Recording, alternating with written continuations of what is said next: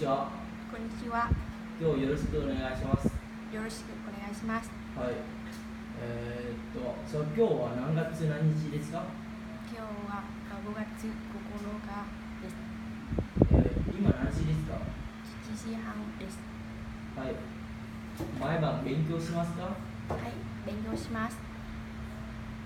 はい。じゃあ次、今朝何を食べましたか？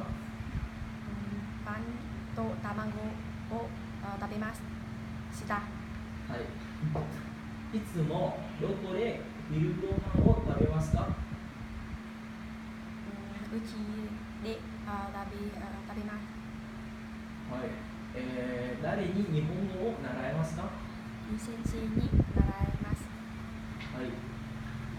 土曜日の午後、何をしますか？何もしません。先週の日曜日、どこへ行きましたか？どこも行きません。はい。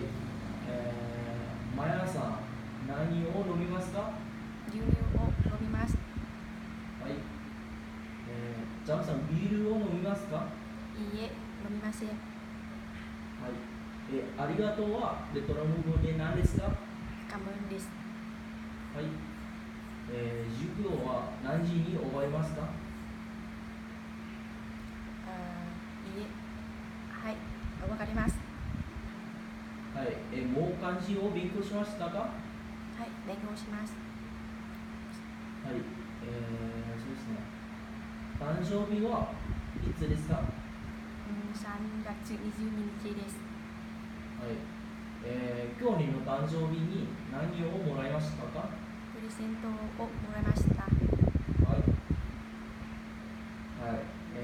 昨日の晩勉強しましたか？はい、勉強しました。